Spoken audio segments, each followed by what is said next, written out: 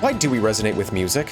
What causes us to remember certain things when we listen? Why does a game's soundtrack imprint into our memories and pulls us back to that one moment in our lives? Yo, this is ZeroEchoZenith, coming to you live at time of recording, and I really wanted to finally be able to talk about this subject. Music! Specifically game soundtrack music.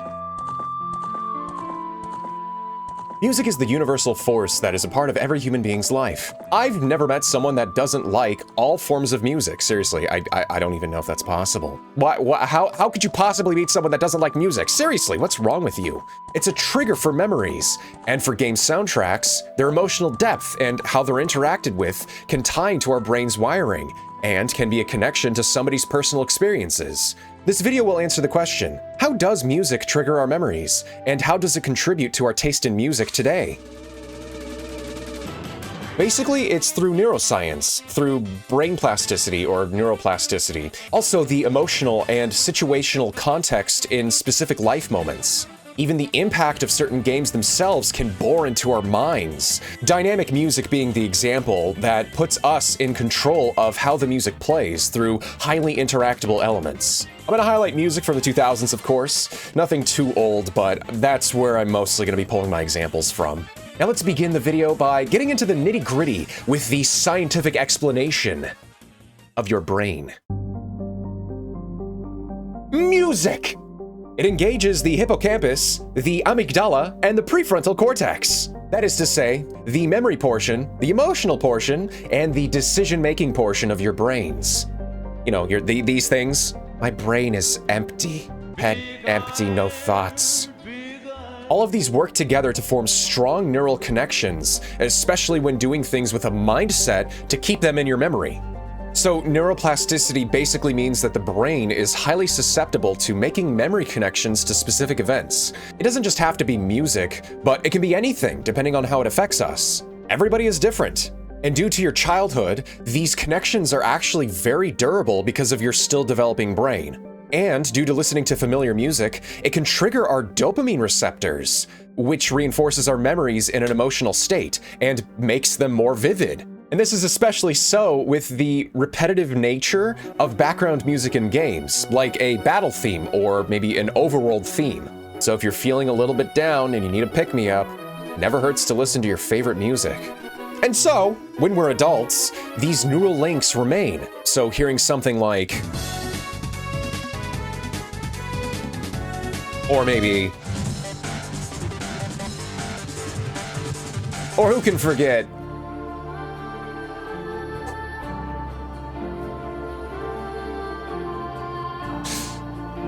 yeah. They can cause us to vividly recall emotions and remember some of our life's moments. Music can imprint when it's tied to significant or emotional events, such as times when you're feeling things like joy or sorrow, or we're going through a rough patch, or something significant in our lives change. For example, playing Splatoon while you recently got a job over the summer. So whenever you hear the music of Splatoon, you remember that time when, oh yeah, I was working during the summer, so I had like that summer kind of industrial vibe because maybe you were living in a big city at that time.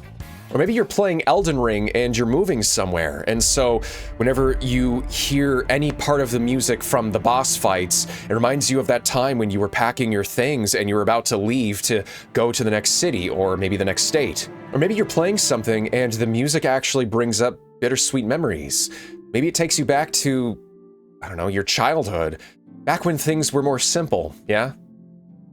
Now here's something about game development that I still find so cool to this day. The relationship between our memories being impacted by how games use their music can be through dynamic or adaptive music, which is to say it's music that responds to your actions as a player, usually through context flagging that you reach a certain point in a story or an environment, or maybe through a boss battle. The earliest examples of adaptive music would be in the late 1970s with Space Invaders and Frogger.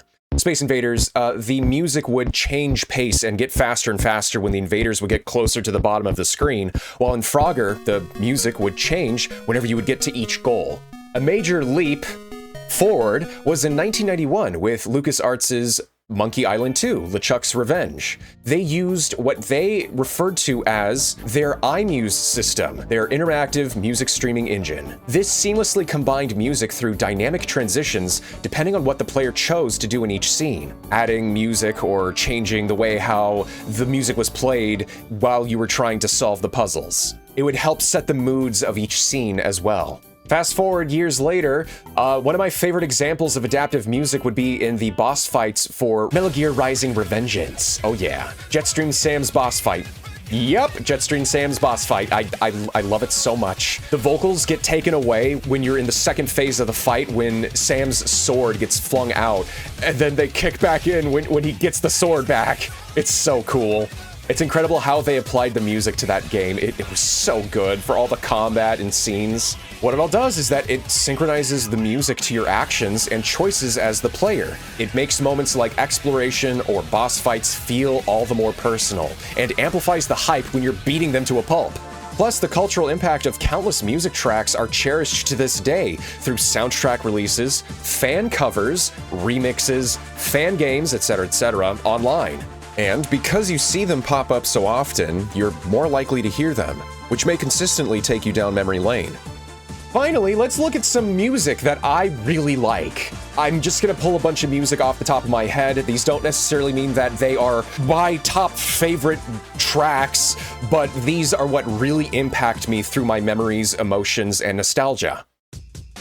Yeah, I remember playing this a lot on the DS. This was like my bright and beautiful game that I would play over and over again. I beat this game, 100%ed it, back and forth, left and right. This carried me through like one of my summer camp years, I think, during middle school or something. It's very upbeat, it's got that funky jam, that funky beat. Gotta get that funky beat, you know. It's got that Jet Set Radio Lethal League kind of funk to it.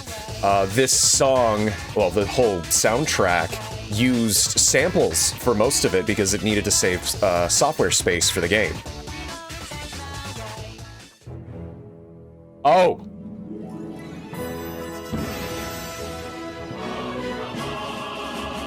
Super Smash Bros. Brawl. I played a lot of Brawl when I was a kid, a lot of Brawl through like high school. I got pretty good at it too. I mained Lucario. Such a good game. Such a good game. World of Light and Smash could never meet with Brawl's Subspace Emissary. They tried, but yeah, this song has a lot of memories. I remember playing friend matches all the time. I remember playing it with countless people, honestly. I'd always want to play Brawl. Whenever there was a chance, I'd want to be like, yeah, Brawl, please, Brawl. I want to play Link, Luigi, Lucario, Snake, Sonic. Heck yeah. This, oh gosh, again, goosebumps, hair standing up on end. Big, epic ballad, just...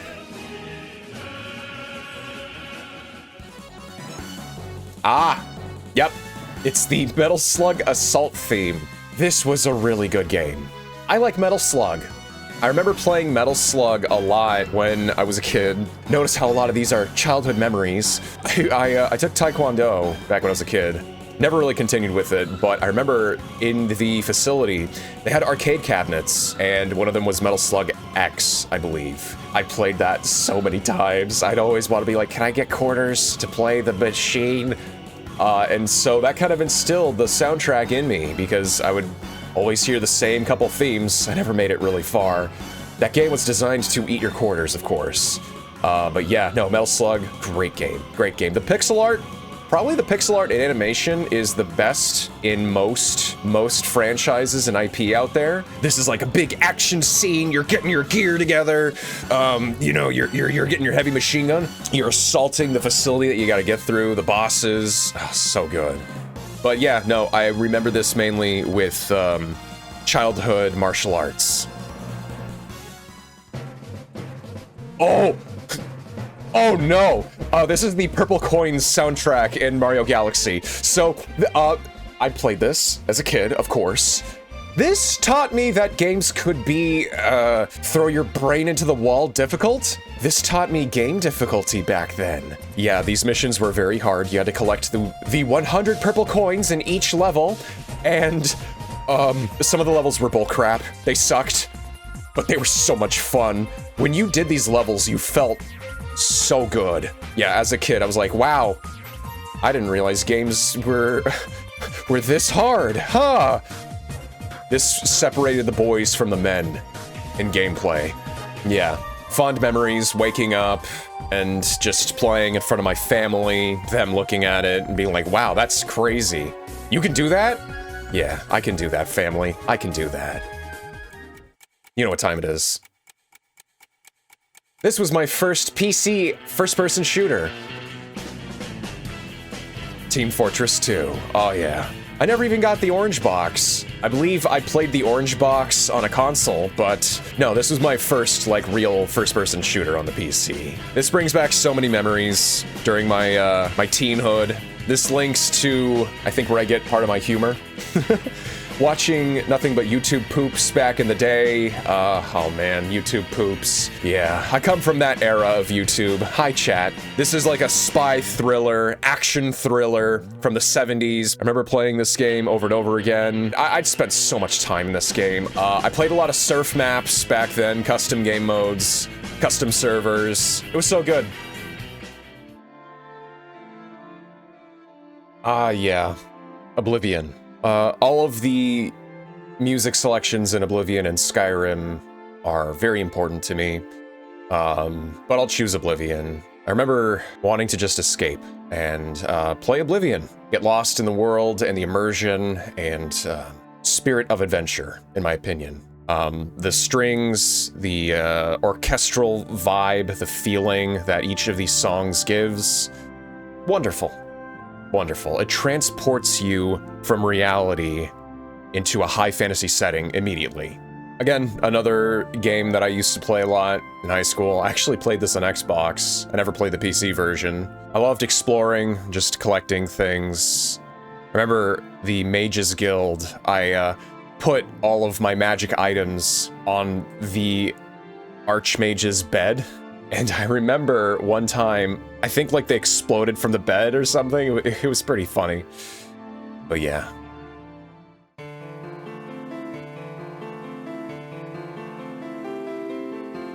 Oh, hey, yeah. You want to talk about being hit in the face with narrative depth? First time ever that I was hit in the face with narrative depth of a storyline was Legend of Zelda Twilight Princess. This is Midna's Lament. So this was fun. This was fun after everything that happened. After the third dungeon and you had to save Midna because she could have died. I remember reading comments more recently. I remember reading comments of people being like, yeah, I turned my game off in distress after this. I couldn't deal with it. And then another person was like, I thought there was a time limit. I was so freaked out. Yeah, this was a very sad time. It's such an iconic theme. The piano music was so beautiful. Melancholic, dire. It makes you feel the gravity of the situation. I never knew stories could be this impactful, but this was the point in my life where I saw this and I was like, wow, games really are an art. So these are just a few examples of songs that really impact me over the course of my life. A lot of them, yes, I did choose from my childhood, but they resonate with me deeply on a personal level because it kind of shaped a lot of my interests in video games and music for that matter. Now, I am mostly into vaporwave, synthwave, song genres like that, but I have a special place in my heart for high adventure, high fantasy, even sci-fi too. I do enjoy sci-fi, like Mass Effect music. That music in Mass Effect was really cool. But yeah, music in our lives shapes our memories of points in time that we can recollect and come back to, either for good memories or bad memories, melancholic memories, or joyful times. This is all achieved through, brain wiring when you were a kid and a teenager, emotional life moments, and game experiences that are dynamic and impactful through stories and gameplay using their music to frame these moments in time. It helps people connect to their past and also shapes who they are as people. All of the music that I showed is very special to me, and I want you guys to go back to old games that you may have played and listen to their theme songs, listen to their soundtracks. What kind of memories can you recall from their themes? Do they shape who you are? Or does it change the way how you listen to music as a whole? Let me know in the comments what you think. It can give you goosebumps and it can make you break down in tears. Thank you so much for watching. This is ZeroEchoZenith signing off. Take care, everyone. I'll see you next time.